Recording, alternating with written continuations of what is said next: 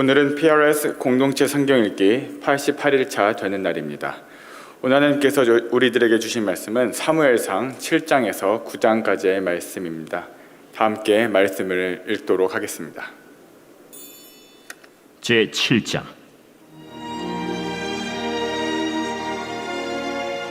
기럇 여아림 사람들이 와서 여호와의 궤를 옮겨 산에 사는 아비나답의 집에 들여놓고 그의 아들 엘리야사를 거룩하게 구별하여 여호와의 궤를 지키게 하였더니 궤가 기럇 여아림에 들어간 날부터 20년 동안 오래 있은지라 이스라엘 온 족속이 여호와를 사모하니라. 사무엘이 이스라엘 온 족속에게 말하여 이르되 만일 너희가 전심으로 여호와께 돌아오려거든 이방 신들과 아스타롯을 너희 중에서 제거하고 너희 마음을 여호와께로 향하여 그만을 섬기라. 그리하면 너희를 블레셋 사람의 손에서 건져내시리라. 이에 이스라엘 자손이 바알들과 아스타롯을 제거하고 여호와만 섬기니라. 사무엘이 이르되 온 이스라엘은 미스바로 모이라. 내가 너희를 위하여 여호와께 기도하리라. 그들이 미스바에 모여 물을 길어 여호와 앞에 붓고 그날 종일 금식하고 거기에서 이르되 우리가 여호와께 범죄하였나이다 하니라. 사무엘이 미스바에서 이스라엘 자손을 다스리니라. 이스라엘 자손이 미스바에 모였다 함을 블레셋 사람들이 듣고 그들의 방백들이 이스라엘을 치러 올라온지라. 이스라엘 자손들이 듣고 블레셋 사람들을 두려워하여 이스라엘 자손이 사무엘에게 이르되 당신은 우리를 위하여 우리 하나님 여호와께 쉬지 말고 부르짖어 우리를 블레셋 사람들의 손에서 구원하시게 하소서 하니 사무엘이 젖 먹는 어린 양 하나를 가져다가 온전한 번제를 여호와께 드리고 이스라엘을 위하여 여호와께 부르짖음에 여호와께서 응답하셨더라. 사무엘이 번제를 드릴 때 블레셋 사람이 이스라엘과 싸우려고 가까이 오매 그날에 여호와께서 블레셋 사람에게 큰 우레를 발하여 그들을 어지럽게 하시니 그들이 이스라엘 앞에 패한지라. 이스라엘 사람들이 미스바에서 나가서 블레셋 사람들을 추격하여 벳갈 아래에 이르기까지 쳤더라. 사무엘이 돌을 취하여 미스바와 센 사이에 세워 이르되 여호와께서 여기까지 우리를 도우셨다 하고 그 이름을 에베네셀이라 하니라. 이에 블레셋 사람들이 굴복하여 다시는 이스라엘 지역 안에 들어오지 못하였으며 여호와의 손이 사무엘이 사는 날 동안에 블레셋 사람을 막으심에 블레셋 사람들이 이스라엘에게서 빼앗았던 성읍이 에그론부터 가드까지 이스라엘에게 회복되니 이스라엘이 그 사방 지역을 블레셋 사람들의 손에서 도로 찾았고 또 이스라엘과 아모리 사람 사이에 평화가 있었더라. 사무엘이 사는 날 동안에 이스라엘을 다스렸으되 해마다 베델과 길갈과 미스바로 순회하여 그 모든 곳에서 이스라엘을 다스렸고 라마로 돌아왔으니 이는 거기에 자기 집이 있음이니라. 거기서도 이스라엘을 다스렸으며 또 거기에 여호와를 위하여 제단을 쌓았더라.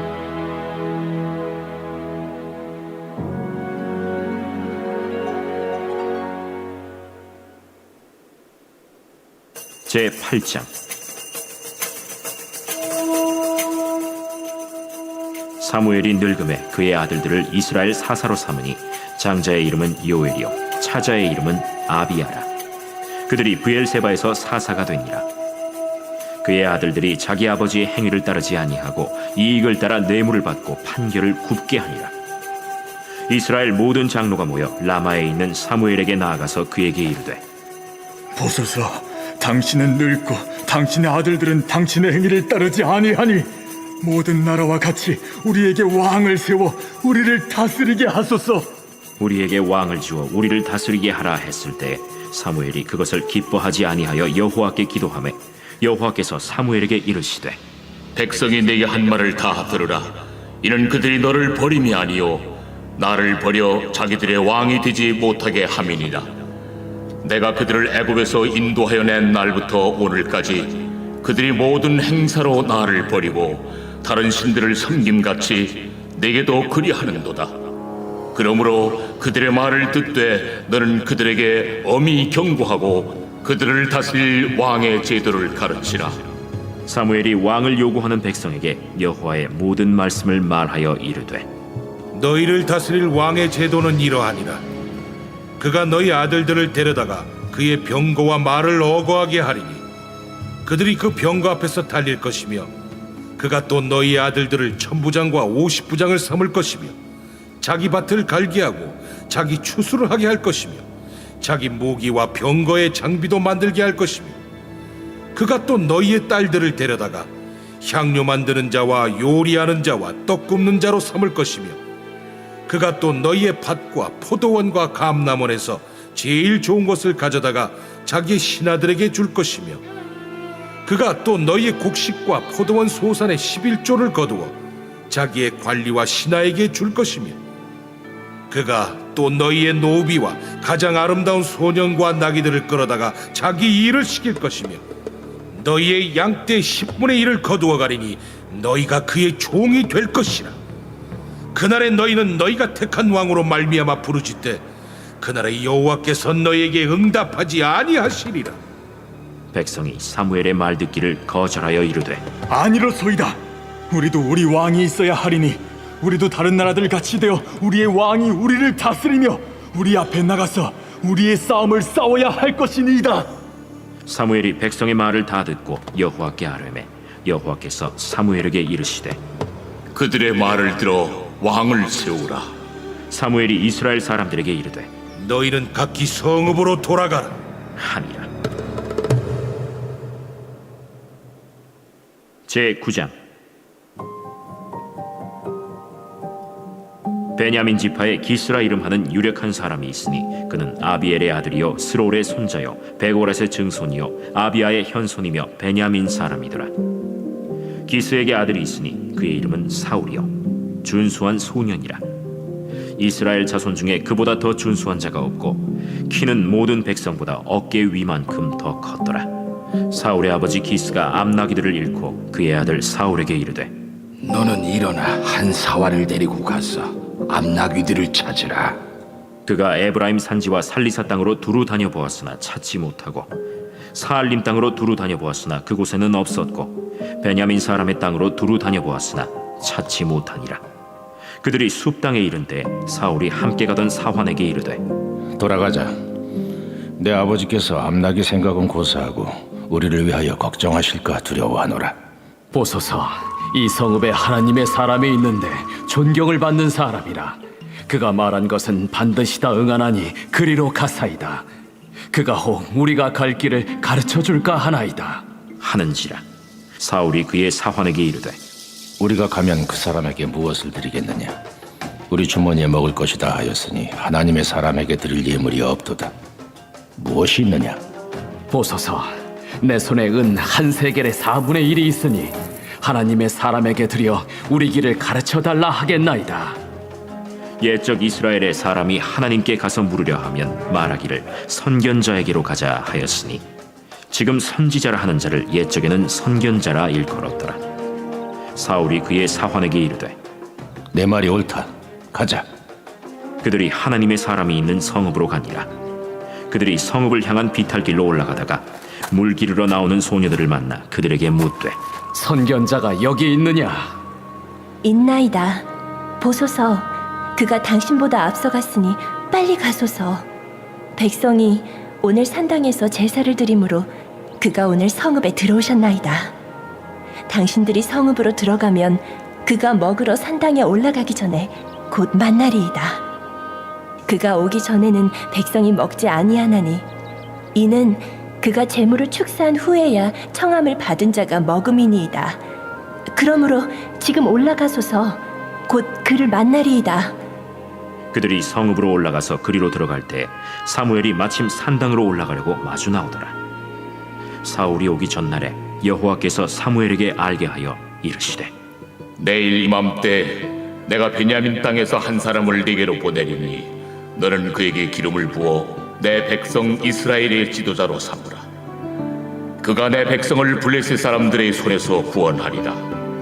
내 백성의 부르짖음이 내게 상달되었으므로 내가 그들을 돌보았노라. 사무엘이 사울을 볼 때 여호와께서 그에게 이르시되 보라, 이는 내가 네게 말한 사람이니 이가 내 백성을 다스리리라. 사울이 성문한 사무엘에게 나아가 이르되 선견자의 집이 어디인지 청하건대 내게 가르치소서. 사무엘이 사울에게 대답하여 이르되 내가 선견자이니라. 너는 내 앞서 산당으로 올라가라. 너희가 오늘 나와 함께 먹을 것이요 아침에는 내가 너를 보내되 네 마음에 있는 것을 다 내게 말하리라. 사흘 전에 이른 내 암나기들을 염려하지 말라. 찾았느니라. 온 이스라엘이 사모하는 자가 누구냐? 너와 내 아버지의 온 집이 아니냐? 나는 이스라엘 지파의 가장 작은 지파 베냐민 사람이 아니니까. 또 나의 가족은 베냐민 지파 모든 가족 중에 가장 미약하지 아니하니까. 당신이 어찌하여 내게 이같이 말씀하시나이까? 사무엘이 사울과 그의 사환을 인도하여 객실로 들어가서 청한 자 중 상석에 앉게 하였는데 객은 30명 가량이었더라. 사무엘이 요리인에게 이르되 내가 네게 주며 네게 두라고 말한 그 부분을 가져오라. 요리인이 넓적다리와 그것에 붙은 것을 가져다가 사울 앞에 놓는지라. 사무엘이 이르되 보라, 이는 두었던 것이니 내 앞에 놓고 먹어라. 내가 백성을 청할 때부터 너를 위하여 이것을 두고 이때를 기다리게 하였느니라. 그날에 사울이 사무엘과 함께 먹으니라. 그들이 산당에서 내려 성읍에 들어가서는 사무엘이 사울과 함께 지붕에서 담화하고 그들이 일찍이 일어날새 동틀 때쯤이라. 사무엘이 지붕에서 사울을 불러 이르되 일어나라, 내가 너를 보내리라. 사울이 일어나고 그 두 사람 사울과 사무엘이 함께 밖으로 나가서 성읍 끝에 이르매 사무엘이 사울에게 이르되 사환에게 우리를 앞서게 하라. 사환이 앞서가므로 또 이르되 너는 이제 잠깐 서 있으라. 내가 하나님의 말씀을 네게 들려주리라 하더라. 아멘. 하나님의 말씀입니다. 지난번에 새벽기도 오다가 그 다리가 한번 올라간 적이 있었죠, 제가. 그래서 그 이후로는 늘 GPS 그 애플리케이션이 있는데 그걸 반드시 켜고 이제 와서 실시간으로 교통 상황을 보면서 교회에 옵니다. 그래서 늘 새벽기도 때 보면은 참 여러 가지 그 루트를 통해서 교회로 오는 것 같아요. 근데 오늘 또 GPS가 인도하는 길이 제가 처음 한 번도 가보지 못한 길이더라고요. 이거 로컬로 사열에서 인도했는데 아무리 봐도 이건 아닌 것 같아요, 이 길은. 그래서 확인해 보니까 제가 행선지를 잘못 찍었더라고요. 그래서 노던에 있는 H마트가 행선지로 찍혀 있어서 H마트 들렸다 오느라고 좀 늦어서 예배가 조금 지연됐습니다. 죄송합니다. 오늘 우리 본문은 사무엘상 7장에서 9장까지의 이 말씀인데요. 오늘 특별히 7장을 기준으로 해서 말씀을 살펴보도록 하겠습니다. 어제 본문을 통해서 우리는 이스라엘이 블레셋과의 전쟁에서 패전하고 하나님의 언약궤를 블레셋 사람들에게 빼앗겼음을 우리가 살펴보았습니다. 하나님의 임재를 상징하는 이 언약궤를 빼앗겼다는 것은 너무나도 충격적인 사건이었습니다. 하나님의 임재를 상징하는 이 언약궤, 이것을 빼앗겼다는 것은 곧 이스라엘의 하나님의 영광이 떠났다는 것을 의미합니다. 그리고 이스라엘을 떠나는 법궤가 블레셋에 머문 동안 그 법궤가 이동하는 곳마다 큰 재앙과 그리고 사망이 임하였다는 것을 오늘 본문 7장을 말씀하고 있습니다. 그리고 얼마 후 이 하나님의 법궤가 다시금 이스라엘로 돌아오게 되죠. 하지만 이 언약궤는 이스라엘의 변두리에 있는 도시인 기럇 여아림이라는 곳에서 20여 년 정도 이제 머물게 됩니다. 이 언약궤가 이스라엘의 중심부에 오지 못하고 이 변두리에 있었다는 것은 아직도 이스라엘과 하나님과의 관계가 완전히 회복되지 않았다는 것을 우리가 알 수가 있습니다. 그리고 이것을 상징적으로 보여주는 것입니다. 이스라엘은 여전히 블레셋 사람들이 섬기던 우상, 가나안 지방의 우상 바알과 아스다롯을 섬기고 있었다는 것이었습니다. 이스라엘은 우상을 섬기며 살면서도 또 한편으로는 하나님을 완전히 놓은 것은 아니었습니다. 정말 이 어정쩡한 이런 이중적인 삶을 살아가고 있었다는 것이죠. 우상과 그리고 하나님. 이 이스라엘은 이런 급속한 세속화로 가나안의 문화에 젖어들어 하나님의 백성으로서의 이 아이덴티티, 이 정체성을 잃어가고 있었습니다. 하나님의 백성으로서의 면모를 잃고 변질되자 이러한 어두운 역사 속에서 사무엘이라는 선지자가 이제 역사의 전면에 등장하게 됩니다. 이 이스라엘 운명은 언약궤와의 이 관계로 상징이 되는데요. 이 사무엘은 이스라엘을 하나님의 백성으로서의 이 영광을 회복시키고자 노력을 합니다. 전력을 다합니다. 무엇보다 하나님의 언약궤를 빼앗긴 이 수모를 잊지 않고 언약궤의 귀환을 위해서 노력을 하는 모습을 우리는 사무엘상을 통해서 볼 수가 있습니다. 이 사무엘상 7장 2절을 보면 이스라엘 백성들이 언약궤를 슬픔 가운데 깊이 갈망했다라고 기록하고 있습니다. 이스라엘 백성들은 이 언약궤를 뺏긴 이후 그들의 삶이 얼마나 힘들었는가를 온몸으로 경험하였습니다. 이 언약궤는 하나님의 임재를 상징한다고 말하였습니다. 이 하나님의 다스림과 통치가 있다는 것을 가장 잘 보여주는 이 언약궤를 이스라엘은 블레셋 사람들에게 빼앗기고 만 것입니다. 이 언약궤를 이방 민족에게 빼앗겼다는 것은 이스라엘 국가의 정통성을 흔들게 하는 그런 사건이었습니다. 하나님의 영광이 떠난 이스라엘은 역사 이래 최대의 위기를 맞으면서 사무엘은 오늘 본문에서 이스라엘 백성들을 미스바 광장에 모여서 영적 회복을 이루는 미스바 성회를 개최를 하게 됩니다. 왜 이스라엘 백성들이 이 미스바에 모인 것일까요? 이유가 무엇일까요? 이스라엘 백성들이 이 미스바 광장에 모인 이유는 단 한 가지, 바로 회개였다는 것입니다. 회개. 사무엘은 백성들에게 회개를 촉구합니다.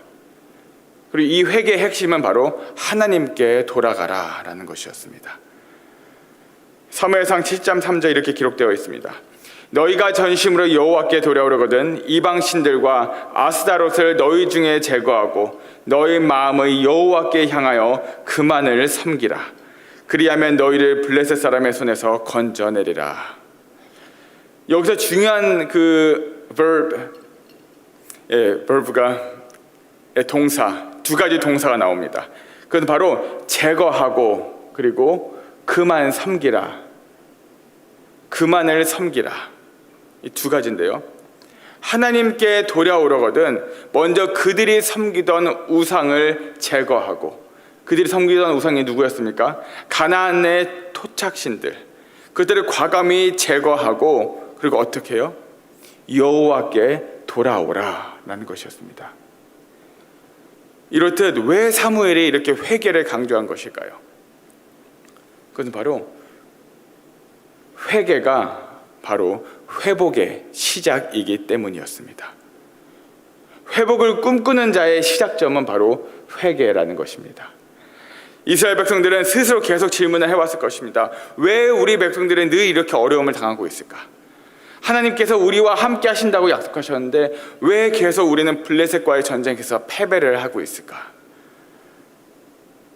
그것은 바로 한 발은 하나님을 섬기는 교회에 두고 다른 한 발은 여전히 세상에 두고 하나님과 세상을 동시에 사랑하는, 어떻게 보면 우리 인간의 그런 죄된 모습과 동일한 이유였을 것입니다.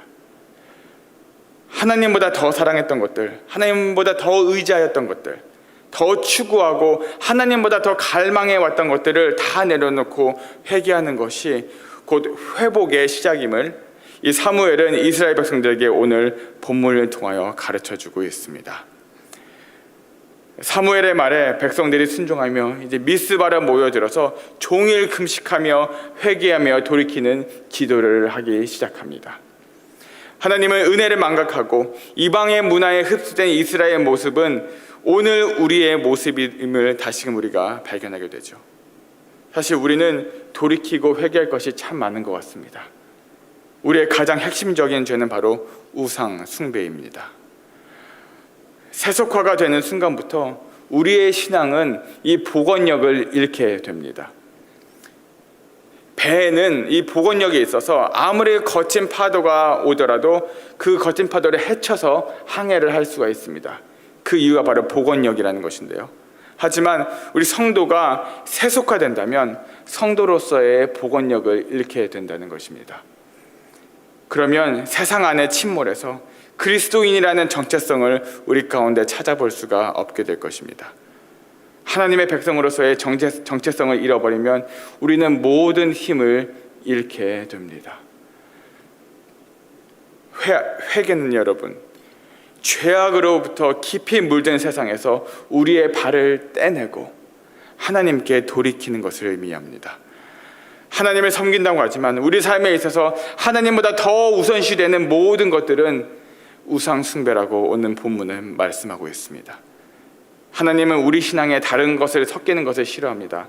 그런데 우리가 세상과 타협하는 그 순간, 그부터가 우리는 바로 우리의 신앙이 다른 것에 섞이게 된다는 것이죠. 이스라엘 백성들이 미스바 광장에서 모여서 집회를 하자 이제 블레셋 진영에서는 이스라엘들이 이 군사적 반역을 일으키기 위해서 어떤 액션을 취하는 것으로 이제 착각을 하게 됩니다. 그래서 이를 초기 진압하기 위해서 군대를 보내며 전쟁을 하게 됩니다. 이 블레셋이 이스라엘과의 세 번째 전쟁을 시도하려고 했을 때 이스라엘은 이전에 1차 전쟁, 2차 전쟁 때와는 전혀 다른 모습으로 전쟁에 임하게 되죠. 백성들이 모여서 함께 온종일 금식을 하고 그리고 기도를 합니다. 그리고 사무엘이 하나님 앞에 홀로 순전한 제사를 올려드립니다. 그 결과 하나님께서 어떻게 응답하셨습니까? 이 블레셋 사람들이 막강한 군대를 이끌고 이스라엘에게 쳐들어왔을 때 하나님께서는 큰 우레를 발하여서 그들을 어지럽게 만들어서 이스라엘 앞에서 패하게 하셨다라고 오늘 본문은 기록하고 있습니다. 기적이 일어난 것입니다, 여러분. 기적이.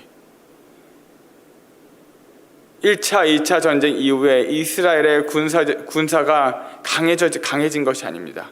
어떤 환경적인 조건이 나아진 게 전혀 아니었습니다. 하지만 하나님께서 하시니 이렇게 됐다는 것입니다. 하나님께서 하시니 이스라엘이 블레셋 군사들을 승리할 수 있었다는 것입니다. 뿐만 아니라 하나님께서 그 모든 블레셋의 공격을 막으시고 예전에 빼앗겼던 그 모든 것까지 다시 되찾게 하시고 그 땅에 평화를 이루게 하셨습니다. 온전한 회복을 이루게 하셨다는 것입니다. 사랑하는 프라메스 성도 여러분, 이런 진정한 회개의 결과는 하나님의 구체적인 응답으로 우리에게 다가옵니다. 그러므로 우리가 무언가를 구할 때 항상 회개가 우선되어야 한다는 것입니다. 굉장히 중요한 원리를 우리는 여기서 발견할 수가 있습니다. 회개할 때 하나님의 관계가 우리는 회복될 수 있으며 그때 하나님께서 이 모든 것들을 회복시켜주는 것이 바로 성경 안에서 볼 수 있는 회개와 회복의 원리라는 것입니다. 하나님은 회개를 통해서 놀라운 회복을 우리에게 이루어 주실 줄 믿습니다. 회개는 내가 하고 싶은 대로 살았던 삶에서 이제는 하나님, 내가 하나님의 다스림 안으로 들어가겠습니다라는 우리의 신앙 고백입니다. 우리가 하나님의 말씀에 순복할 때에 하나님께서는 당신의 일을 비로소 시작하게 됩니다. 그리고 우리가 이렇게 회개하고자 말하는 것은 바로 우리에게, 지금 여기에 있는 우리 모두 한 사람 한 사람에게 회복이 필요하기 때문입니다. 그럼 오늘 본문에서 회개를 시작한 이스라엘의 회복이 어떻게 일어납니까? 오늘 말씀의 포인트입니다. 이제 블레셋과의 전쟁에서 대승을 거둔 이스라엘은 미스바와 센이라는 도시 사이에서 그 승리의 기념비를 세우게 되는데요. 이 기념비의 그 이름은 그 유명한, 우리가 찬양도 부르죠, 바로 에벤에셀이라고 합니다. 이 에벤에셀은 직역하자면 도움의 돌이란 뜻이고 의역하자면 하나님께서 여기까지 도우셨다라는 말씀입니다. 그런데 여러분 기억하실 것입니다. 오늘 본문 4장, 어제 본문 4장을 우리가 기억하면요, 사장의 에벤에셀이라는 지명이 나옵니다. 근데 이 에벤에셀 지역은 이스라엘이 하나님의 법궤를 가지고 블레셋과의 이 전쟁을 치른 곳, 그리고 동시에 이스라엘이 참담하게 블레셋 군대에게 패배를 당한 곳이었습니다. 그곳이, 그 지명 이름이 바로 에벤에셀이라는 곳입니다. 실패를 경험한 곳이고요, 치욕의 장소였습니다.